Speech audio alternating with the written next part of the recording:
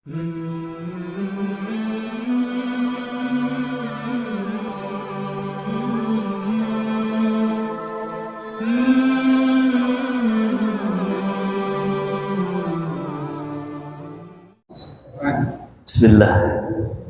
wassalatu wassalamu ala sayyidina Rasulillah sallallahu alaihi wasallam. Assalamualaikum warahmatullahi wabarakatuh. Alhamdulillahilladzi hadana lihadza wa ma kunna linahtadiya laula an hadana Allah. Asyhadu an la ilaha illallah wa asyhadu anna sayyidana Muhammadan abduhu wa rasuluhu la nabiyya ba'dah. Allahumma salli ala sayyidina Muhammadin fil awwalin wal akhirin wa fi kulli waqtin wa hin wa ba'd. Alhamdulillah, puji syukur kita kehadirat Allah Subhanahu wa taala atas segala limpahan nikmat yang Allah berikan kepada kita semua. Semoga setiap nikmat ini bisa terus kita manfaatkan untuk hal-hal yang mendekatkan diri kita kepada Allah Subhanahu wa taala. Dan hadirnya kita di sini insya Allah alamat bahwa kita memanfaatkan nikmat Allah untuk hal-hal yang sifatnya mendekatkan diri kita kepadanya, insya Allah. Mudah-mudahan Allah istiqomahkan kita dalam berjamaah, Allah istiqomahkan kita dalam menuntut ilmu, dan Allah jadikan itu sebagai wasilah kebaikan untuk kita semua, insya Allah. Salawat dan salam semoga selalu tercurahkan kepada junjungan kita, qudwah hasanah kita, contoh terbaik kita, Rasulullah Sayyiduna Muhammad sallallahu alaihi wasallam. Salawat dan salam untuk keluarga Nabi sallallahu alaihi wasallam, min azwajihi wa dzurriyyatihi min ahli baitihil kiram. Salawat dan salam untuk sahabat-sahabat Nabi sallallahu alaihi wasallam yang jadi garda terdepan membela agama Allah, membela agama Rasulullah sallallahu alaihi wasallam radhiyallahu anhum ajma'in. Juga salawat dan salam untuk seluruh umat Rasulullah sallallahu alaihi wasallam ila yaumil ma'ad. Bapak Ibu, abang kakakku jemaah yang dimuliakan Allah Subhanahu wa taala. Insyaallah hari ini kita akan melanjutkan kajian sirah nabawiyah yang merujuk kepada kitab utama Fiqhus Sirah An-Nabawiyah li Syekh Muhammad Sa'id Ramadan Al-Buti rahimahullah rahmatal abrar wa sa'allahu darihahu wa nafa'ana Allah bi'ulumihi fid darain. Amin amin ya rabbal alamin. Allahumma anfa'na bima 'allamtana wa 'allimna ma yanfa'una warzuqna 'uluman tanfa'una fid dini wad dunya wal akhirah birahmatika ya arhamar rahimin. Baik, kita melanjutkan kajian Fiqhus Sirah Nabawiyah kita, masuk ke tema Fathu Makkah. Jadi ini pembebasan kota Makkah. Ada yang tahu kisah ini awalnya karena apa? Karena pekan sebelumnya, pekan kemarin sudah kita gambarkan kisi-kisinya sedikit. Pembebasan Mekah. Apa yang kemudian mendorong terjadinya pembebasan Makkah ini? Yang kemarin. Karena ada hubungannya dengan Sulhul Hudaybiyah, ya, di mana salah satu poin dari Sulhul Hudaybiyah antara kaum muslimin dan Quraisy harus gencatan senjata, nggak boleh saling ganggu. Ini berlaku selama 10 tahun.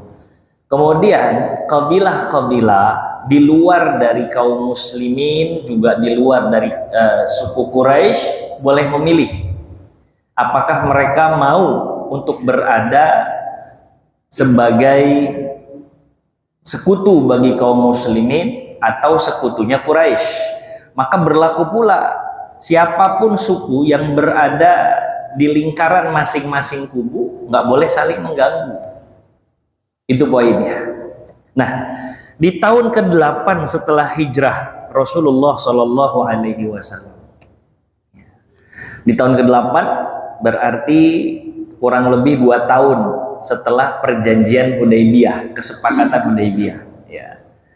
Ada salah satu sekutu dari Quraisy yang nggak tahan untuk menyerang musuh bebuyutannya. Yang musuh bebuyutannya ini ada di pihak Muslim. Padahal tadi udah ada kesepakatan tuh nggak boleh saling ganggu. Ya. Ini bukan masalah Quraisy sama Muslim, tapi sekutu-sekutunya. Dan ini berada dalam perjanjian. Karena nggak tahan pengen nyerang, suku Bakr yang berada di belakang Quraisy minta bantuan sama Quraisy untuk membunuh beberapa orang dari suku Khuza'ah. Ini musuh bebuyutannya. Suku Khuza'ah berada di pihak kaum muslimin. Dan ternyata orang-orang Quraisy memberikan bantuan. Bantuan senjata, bahkan personil dalam beberapa riwayat. Terbunuhlah beberapa orang dari suku Khuza'ah, sekutunya kaum muslimin. Ini jelas berarti Quraisy dan sekutunya sudah merusak perjanjian gitu. Ya. Sebelumnya disepakati pada saat Sulhul Hudaybiyah. Jadi awal mulanya itu. Wasababuha anna unasan min Bani Bakr kallamu ashrafa Quraisy fi ayyu'inuhum ala Khuza'ah birrijali wassilah. Ini yang tadi kita ceritakan. Orang Quraisy ngebantu suku Bakr untuk menyakiti bahkan membunuh orang-orang dari suku Khuza'ah. Maka setelah terjadinya pembunuhan itu ada 20 orang yang terbunuh. Wa inda idzin kharaja Amr bin Salim al-Khuza'i fi 40 rakiban min Khuza'ah. Faqadimu ala Rasulillah sallallahu alaihi wasallam yukhbirunahu bima asabahum. Jadi salah satu pemimpin suku Khuza'ah namanya Amr bin Salim. Dia nggak terima dengan apa yang dilakukan dari suku Bakr dan sekutunya orang-orang Quraisy, lapor kepada Rasulullah Shallallahu Alaihi Wasallam. Ikut bersamanya kurang lebih 40 orang dari suku Khuza'ah. Ketemu sama Nabi Shallallahu Alaihi Wasallam. Mereka lantas mengadukan, ya Nabi Allah, ini orang Bakar sama Quraisy merusak perjanjian. Mereka membunuh 20 orang suku Khuza'ah. Mendengar laporan seperti itu, Rasulullah Shallallahu Alaihi Wasallam merespon. Faqama wa huwa yajurru ridaahu qailan. Jadi digambarkan Nabi itu sambil nyeret ridanya, selendangnya, berkata, la nusirtu in lam ansur bani Ka'ab bima ansuru minhu nafsi. Rasulullah sallallahu alaihi wasallam, saya kurang lebih begini artinya, saya akan nolong Bani Ka'ab dari suku Khuza'ah sebagaimana saya membantu atau saya menolong orang-orang saya atau menolong diri saya sendiri. Pokoknya kalian bagian dari kami, akan kami bantu, kata Nabi begitu. Nah, sementara orang-orang Quraisy menyadari kesalahan mereka ngebantuin Bani Bakar untuk berkhianat atas perjanjiannya. Ternyata mereka udah mulai ngeri juga nih sama kaum muslimin. Maka mereka mengutus salah satu diplomatnya orang Quraisy, salah satu pemimpin Quraisy yang bernama Abu Sufyan. Abu Sufyan, tolong datangi kaum muslimin. Yang kemarin kita lakukan itu salah. Nanti berabe nih, kalau udah ngerusak perjanjian, kaum muslimin berhak nyerang kita. Coba deh kamu datang ke sana, tolong perbaiki perjanjian dengan kaum muslimin. Gimana caranya? Kamu kan nih jagonya silat lidah, supaya kaum muslimin nggak jadi nyerang kita. Gitu. Jadi mereka udah takut sebenarnya orang-orang Quraisy. Tolong datang ke sana lah. Maka Abu Sufyan dari Mekah mendatangi Madinah.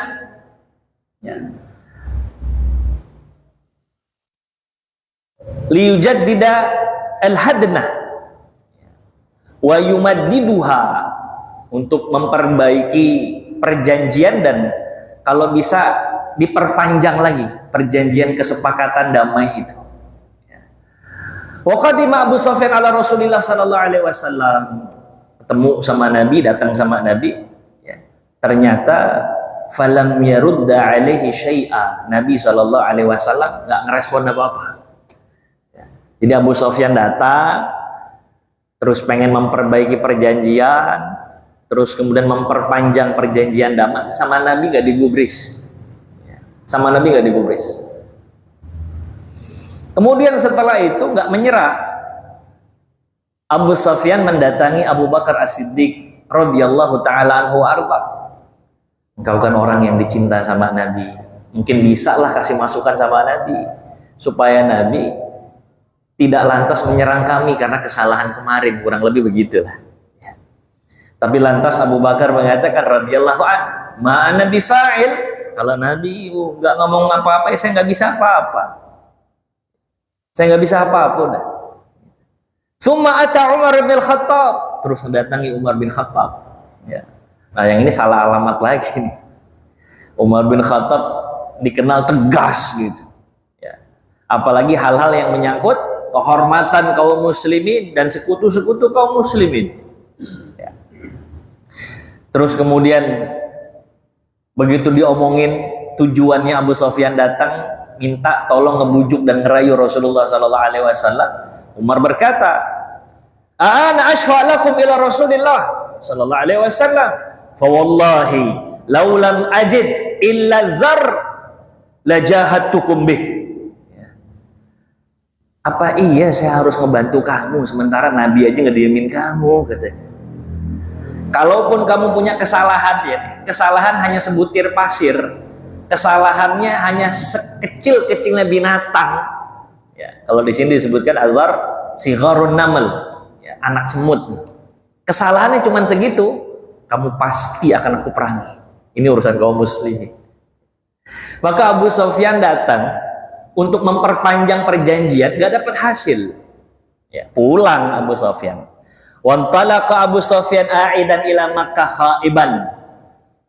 Lam ya'ti bi syai'in. Ya udah nggak dapat apa-apa udah. Nabi SAW nggak mau nerima, sahabat-sahabat juga begitu. Terus kemudian diam-diam Nabi SAW melakukan persiapan untuk apa? Untuk menyerang Quraisy dan sekutu-sekutunya. Ya, tapi Nabi emang maunya bikin kejutan gitu, ya, supaya nggak kedetek. Maka Nabi diam-diam udah nyiapin. Pada saat itu Rasulullah SAW sampai berdoa, Allahumma khuz alayya absara Quraisy fala yarawni illa baghtah. Ya Allah, tolong sembunyikan ini dari orang-orang Quraisy, ya, tentang rencana penyerangan ini. Jangan sampai Quraisy sadar kalau kami akan menyerang mereka. Dan doanya itu doa Rasulullah SAW. Ketika Rasulullah SAW lagi persiapan itulah, ya, salah satu sahabat Nabi SAW namanya Hatib bin Abi Balta'ah, ya, ternyata ngebocorin rencana penyerangan Rasulullah SAW ke Mekah.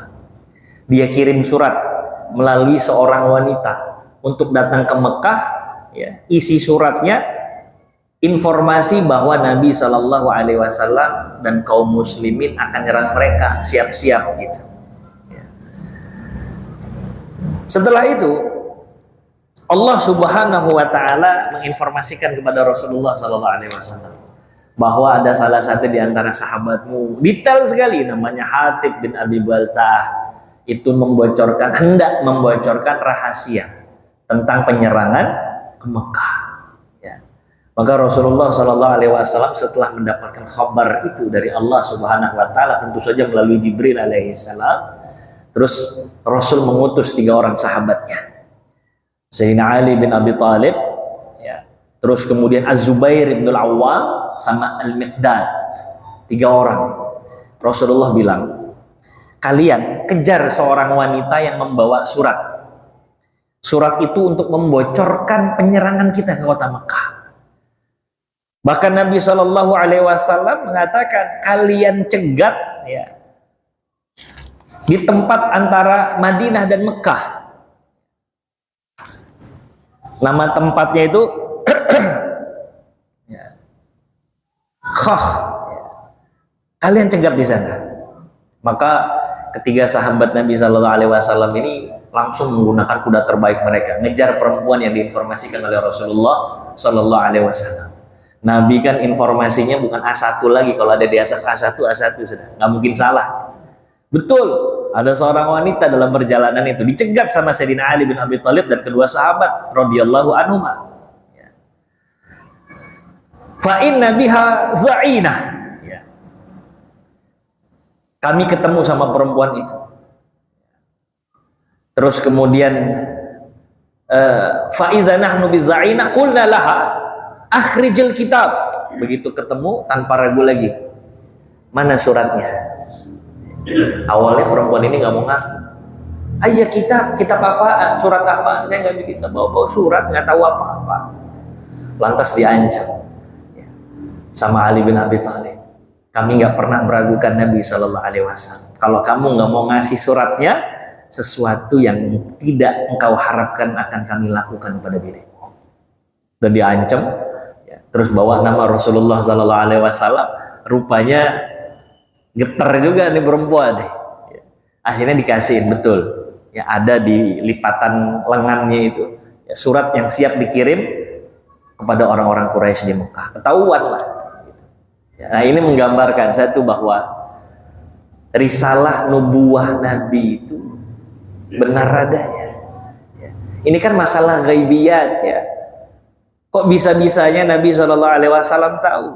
Maka nanti ini menjadi salah satu yang membuat keyakinan kaum muslimin itu makin kuat akan kenabian Rasulullah Shallallahu Alaihi Wasallam yang sudah dibuktikan berkali-kali, termasuk masalah ini.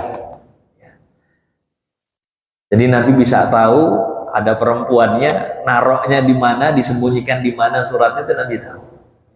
Dan itu khabar ilahi yang diberikan kepada Rasulullah Shallallahu Alaihi Wasallam. Ya. Naam, setelah itu baliklah Ali bin Abi Thalib, Az-Zubair sama Miqdad radhiyallahu anhum ajmain kepada Rasulullah, ngasih nih ya Rasul, benar suratnya ada. Kata Rasulullah, ini punyanya Hatib bin Balta'ah, panggil Hatib bin Balta'ah. Dipanggil. Setelah dipanggil Hatib bin Balta'ah, Rasulullah Shallallahu Alaihi Wasallam, ya Hatib mahadza, apa-apaan ini ya Hatib? Ya.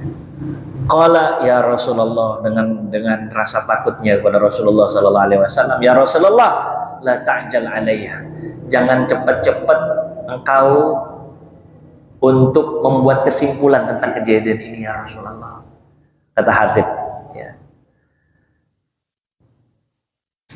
La ta'jal alayya, inni kuntu mur'an mulsiqan fi Quraisy, ay kuntu halifan lahum walastu minhum. Ya Rasulullah, aku ini memang punya hubungan baik dengan orang-orang Quraisy, walaupun aku bukan bagian dari orang Quraisy, ya, tapi aku punya hubungan baik. Sahabat-sahabatmu di Mekah, di Madinah nih, ya, kaum muslimin yang punya saudara di Mekah, mereka punya penjamin. Sementara saya punya anak dan istri di Mekah. Mereka nggak punya penjamin apa-apa. Kalau nanti terjadi penyerangan ini terutama, maka anak dan istri saya dalam keadaan terancam ya Rasulullah. Saya kepikiran, kalau saya kasih informasi kepada beberapa orang Quraisy, mereka akan simpati sama saya. Nanti sebagai buah dari informasi yang saya berikan, mereka akan jadi penjamin buat keluarga saya. Maksud saya begitu ya Rasulullah. Nggak ada maksud saya membenarkan apa yang mereka sudah yakini. Nggak ada maksud saya untuk keluar dari agama Allah Subhanahu wa Ta'ala, dikata si Hatib. Jadi Hatib radhiyallahu an punya alasan begitu, untuk dapat simpati dari orang Quraisy, kemudian memberikan jaminan keselamatan kepada istri dan anak beliau. Gitu. Maksudnya itu. Nah, jadi nanti Syekh Ramadan Al-Muti ngasih satu pelajaran, ya, bahwa al-wala, loyalitas itu hanya untuk Allah saja. Berapa banyak orang casingnya taat sama Allah, tapi ternyata dalam kesehariannya dia loyal sama duniawinya dia, sehingga dia menyalahi apa yang seharusnya menjadi tanggung jawab dia atas syariat-syariat yang diturunkan oleh Allah Subhanahu wa taala. Jadi loyal itu ya harusnya sama Allah. Jangan dia kasih loyalitas sama orang lain, yang mana orang lain itu adalah musuh-musuh Allah Subhanahu wa taala.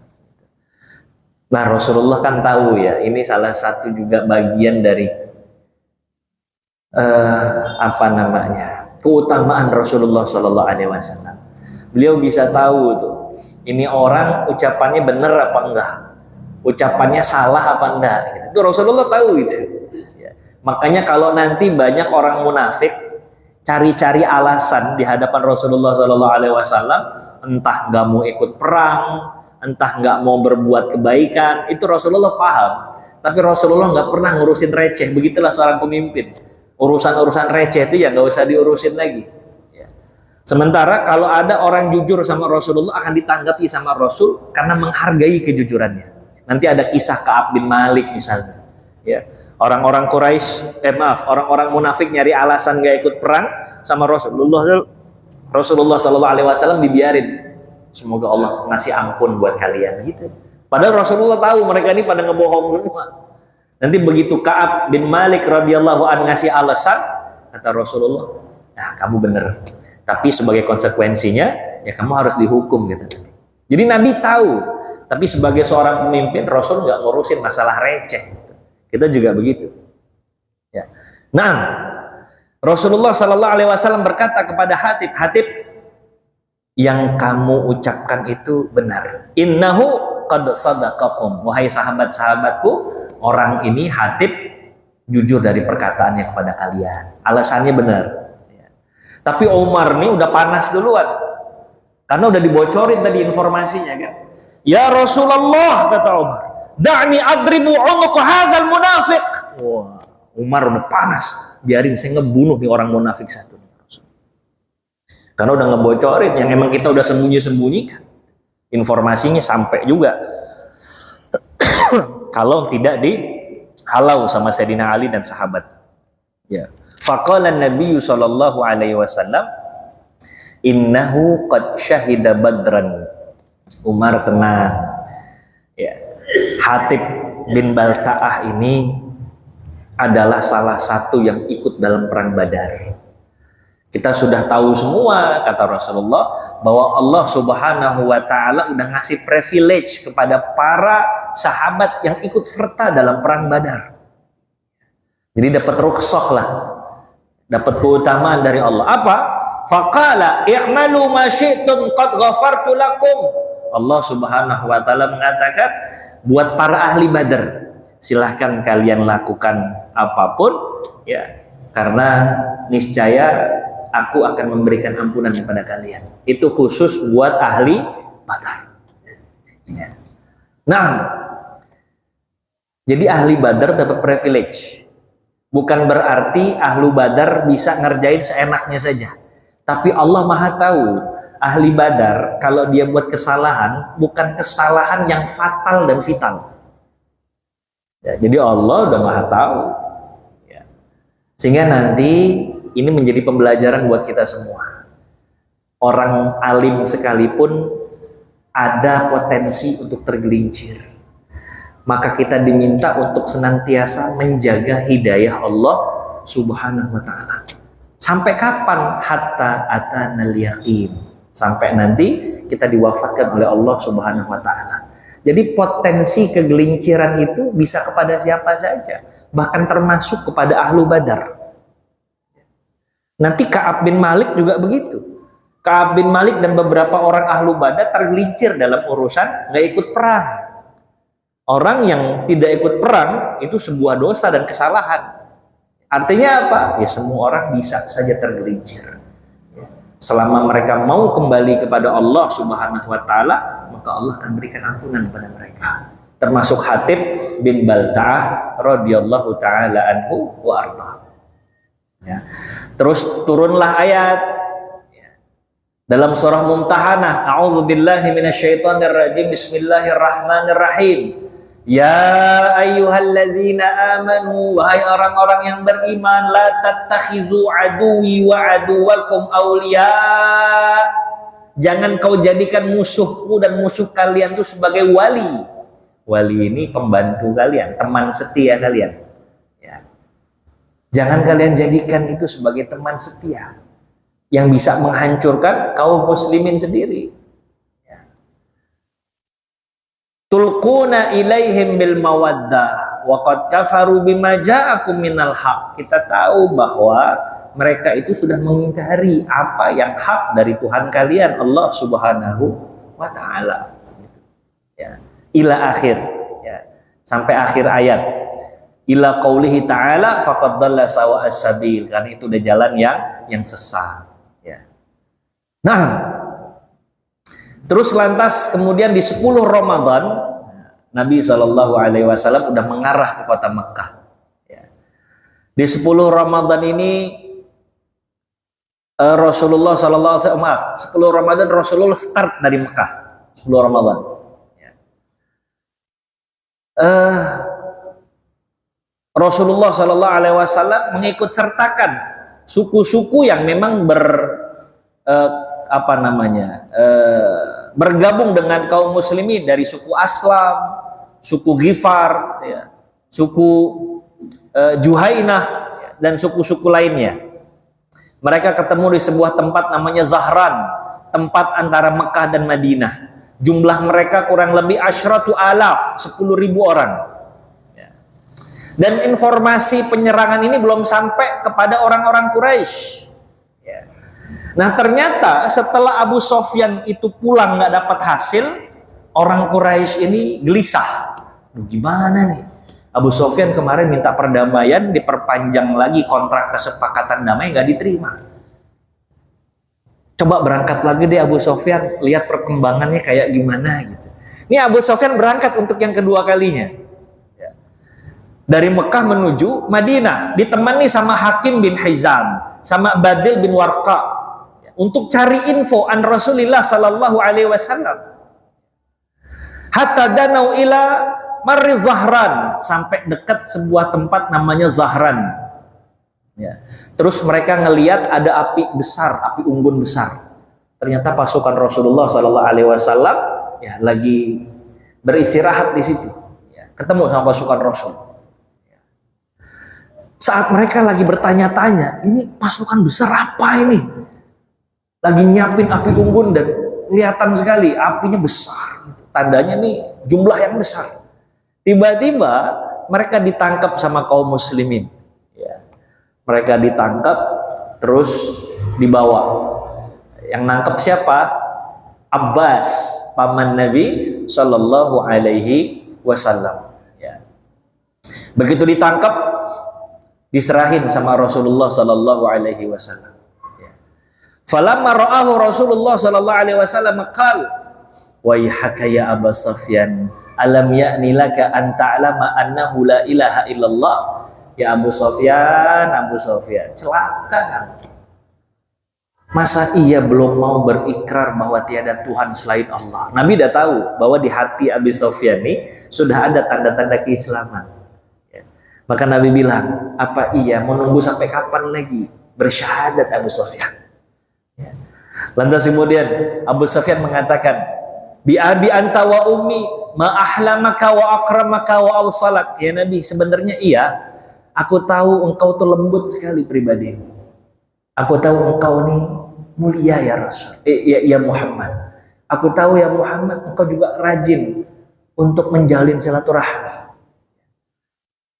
Tapi ada sesuatu yang mengganjal dalam diriku. Nggak tahu apa ini mengganjal. Sehingga aku belum bisa beriman dan bersyahadat di hadapanmu. Diselak langsung sama Abbas. Ya. Wahai haka ya Abu Sufyan, celaka kamu. Udah kayak begitu belum mau masuk Islam. Alam ya'ni laka an ta'lama anni Rasulullah. Lantas kemudian Rasulullah bilang, apa belum waktunya kamu meyakini bahwa aku adalah utusan Allah ya Abu Sufyan? Mau kapan? Kalau bahasa kita gitu. Kalau sudah membenarkan terus kapan? Abu Sufyan bilang lagi, iya ya Rasulullah, saya tahu betapa mulianya dirimu, betapa sopannya dirimu, betapa lembutnya hatimu. Saya tahu ya Rasulullah. Ya wahai Muhammad. Terus kemudian setelah itu kata Abbas, aslim Udah sih masuk Islam aja, kata Abbas nih. Udah, gak usah gengsi-gengsi, masuk Islam saja sudah. Mau nunggu apa lagi? Washhad, bersyahadat. Simpel masuk Islam. Kau benarkan apa yang terdetik di hatimu. Aslim. Washhad alla ilaha illallah wa anna muhammadar rasulullah. Ya.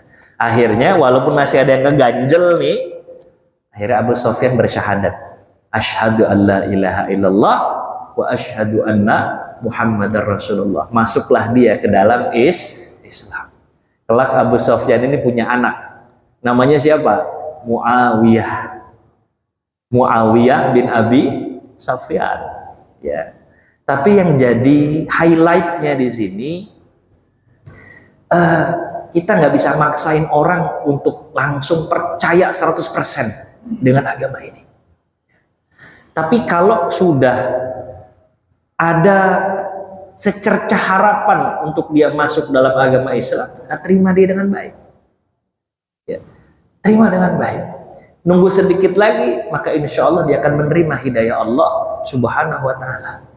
Abu Sofyan itu saat dia bersyahadat itu belum 100% keyakinannya, hanya dominan saja dalam diri dia bahwa agama yang benar adalah agama yang dibawa oleh Muhammad Sallallahu Alaihi Wasallam. Sampai beliau bilang begini, Abu Sofyan itu, iya saya sebenarnya tahu kalau saya punya Tuhan lain selain Tuhanmu ya Muhammad, maka Tuhan saya akan ngebantu saya. Tapi apa yang terjadi, Tuhan saya nggak ngebantuin saya. Ini kata Abu Sofyan. Maka ini juga satu poin, bahwa agama itu tidak bisa dipisahkan dengan nazar. Apa itu nazar? Nazar itu nalar. Jadi akal itu difungsikan untuk memahami agama. Karena ada sebagian orang yang mengajarkan bahwa kalau kita beragama, kosongkan dulu akal kita. Nggak bisa itu. Akal kita digunakan untuk mencerna mana yang hak, mana yang batil. Tapi harus kita akui bahwa wahyu di atas akal gitu. Ya, wahyu di atas akal. Tapi akal jangan ditinggalkan. Ya, karena saya pernah mendapatkan itu. Oh, coba kosongkan dulu. Kita udah nggak usah gunakan akal kita. Yakin saja, nggak bisa. Ya. Karena yang namanya akidah, tauhid itu al-yakin. Tidak hanya yakin, tidak hanya percaya, tapi juga al-ilm, ilmu. Nah, jadi ilmu itu dengan apa nakarnya? Ya dengan nalar. Nalar itu mana? Akal kita. Walaupun kita harus jadikan wahyu di atas akal, tapi harus dimanfaatkan akal itu. Nah ini kata Abu Sofyan, iya. Tapi emang belum yakin-yakin banget. Sampai akhirnya Abu Sofyan merasa memang harus bersyahadat, dia bersyahadat. Masuklah dia ke dalam agama Islam. Terus Rasulullah SAW tahu nih bahwa Abu Sofyan masih belum 100% keislamannya. Ya.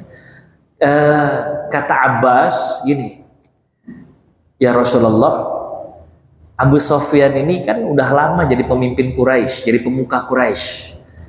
Pasti dia pengennya diistimewakan, bawaan gitu, karena udah terlalu lama jadi pemimpin pemuka yang dipandang. Ya. Berilah sedikit privilege kepada Abu Sofyan ya Rasulullah. Gimana pendekatannya Rasulullah? Lantas Rasulullah SAW bilang ini, Abu Sofyan, udah, engkau pulang saja dan kasih tahu siapa yang berlindung di rumahnya Abu Sofyan aman. Yang berlindung di Masjidil Haram aman. Yang menutup pintu-pintu rumah mereka aman. Tapi ada satu poin tadi, kalau berlindung di rumah Abu Sofyan aman. Seolah-olah dikasih privilege.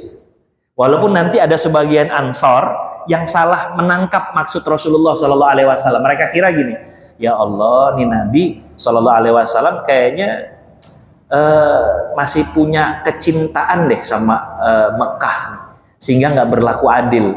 Masa baru masuk Islam dikasih privilege kayak begitu? Tapi nanti dijawab sama Rasulullah SAW kepada orang Ansar. Ya. Bukan itu maksud Nabi. Nabi mau ngasih pendekatan kepada Abu Sofyan bahwa dia juga bisa dispesialkan di dalam agama ini gitu.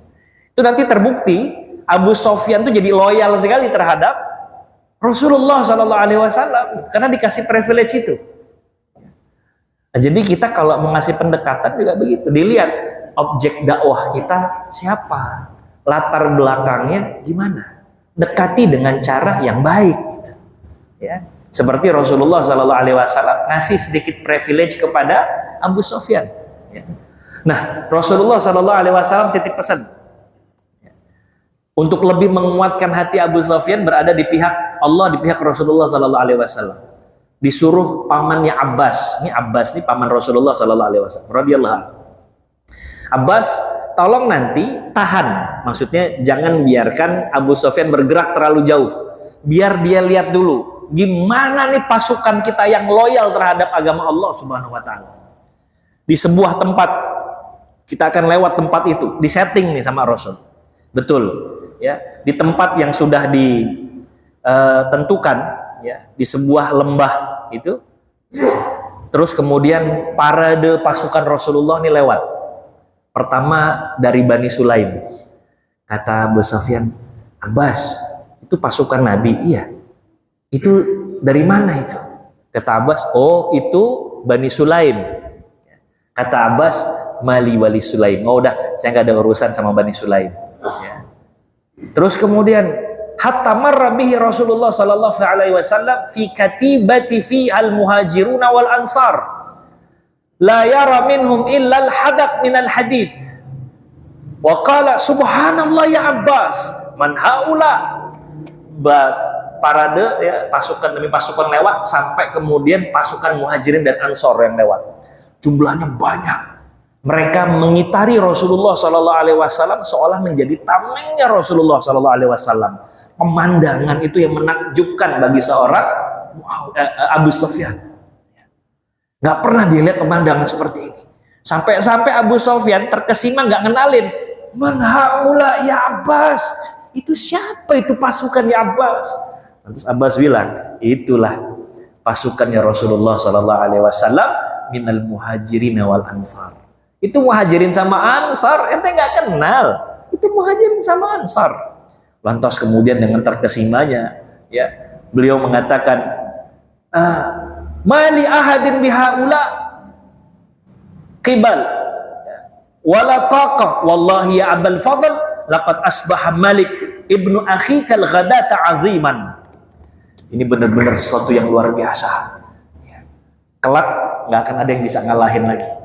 Keponakanmu ini ya Abbas akan jadi pemimpin besar. Kata Abbas, bukan pemimpin, nabi. Oh ya, kalau gitu dia nabi yang hak, nabi yang benar. Akhirnya timbul nih keyakinan sama Abu Sofyan radhiyallahu anhu. Ya. Dan jadi ini kisah pendekatan dakwah kepada orang yang masing-masing berbeda. Hanya satu saja teorinya, fabima rahmatin minallahi linta lahum walau kunta fadhan ghalidhal qalbi lan faddu min hawlik. Lihat siapa objeknya, ya, perlakukan sesuai dengan latar belakangnya, dan jangan kalah dan tak kalah penting dakwahnya dengan rahmah. Ya, fabima rahmatin minallah. Jadi dakwah itu ya dengan rahmah. Ya, dakwah bukan dengan menghardik. Dakwah bukan dengan mencak-mencak. Dakwah itu dengan rahmah. Kalaupun dia harus tegas, tegaslah, tapi ada unsur rahmah di dalamnya. Nah, itu manhaj dakwah Rasulullah Sallallahu Alaihi Wasallam. Sehingga nanti makin yakinlah seorang Abu Sofyan akan keislamannya dia. Ya. Nah, coba yang dimuliakan Allah Subhanahu Wa Taala, kita akan lihat setelah nanti Nabi masuk ke kota Mekah apa yang terjadi. Insya Allah masih banyak lagi pelajaran-pelajaran yang kita dapat. Tapi singkat saja, yang pertama tadi menggambarkan kisah ini tentang nubuahnya Nabi yang sudah pasti benar. Ya. Nabi ngasih tahu berita yang gaib, dan itu dari Allah Subhanahu Wa Taala. Yang kedua, masalah perjanjian. Rasulullah memegang janji betul. Tidak seperti orang-orang dari musuh-musuh Allah yang gampang untuk merusak janjinya.